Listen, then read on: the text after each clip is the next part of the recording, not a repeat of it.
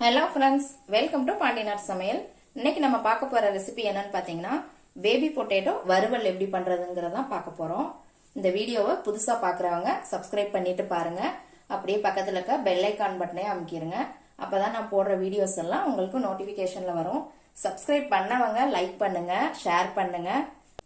இப்போ இந்த வறுவல் எப்படி பண்ணலாங்கிறத பார்க்கலாம் வாங்க. நான் இன்னைக்கு பேபி பொட்டேட்டோ ஒரு 1/2 கிலோ பக்கம் எடுத்துருக்கிறேங்க. இதை வந்து நான் குக்கர்ல 2 விசில் மட்டும் விட்டு வேக வச்சு எடுத்து வச்சிருக்கிறேன். இது சீக்கிரம் வெந்துருங்க, 2 விசில் மட்டும் விடுங்க. இப்போ இதுல நம்ம ஒரு 1/4 ஸ்பூன் பக்கம் மஞ்சள் தூள் போட்டுக்கலாம். 1 ஸ்பூன் தனி மிளகாத்தூள். காரம் உங்களுக்கு ஜாஸ்தி வேணும் அப்படின்னா நீங்க இன்னும் கொஞ்சம் சேர்த்துக்கலாம். தேவையான அளவு உப்பு, ஒரு 1/4 ஸ்பூன் கரம் மசாலா தூள்,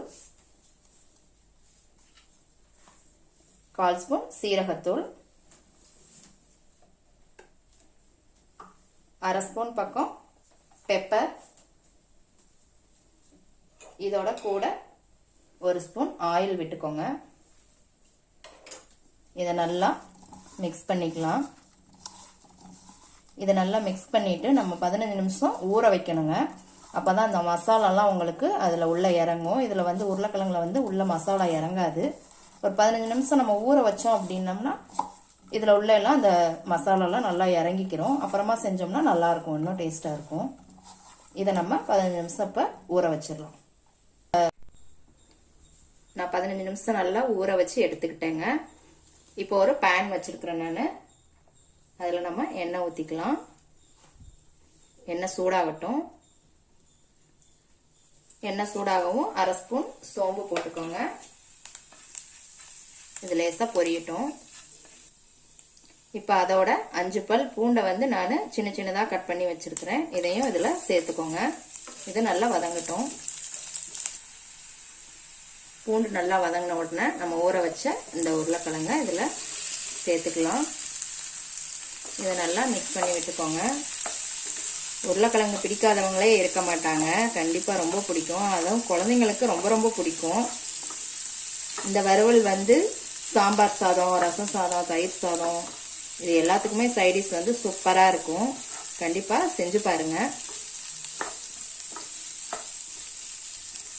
இதை நல்லா மிக்ஸ் பண்ணி விட்டுட்டு ஒரு லிட்டு போட்டு மூடி வச்சிருங்க. அந்த மசாலா பச்சை வாசம் அப்பதான் போகுங்க. அதனால மூடி வச்சு நீங்க கொஞ்சம் ஃப்ரை பண்ணீங்கன்னா நல்லா இருக்கும். உருளைக்கிழங்கு வந்து நம்ம ஏற்கனவே குக்கர்ல வேக வச்சிருக்கோம். ரொம்ப நேரம் அந்த மாதிரி மூடி வைக்கணும்லாம் அவசியம் கிடையாதுங்க. ஒரு 2 நிமிஷம் மட்டும் இருந்தா போதும்.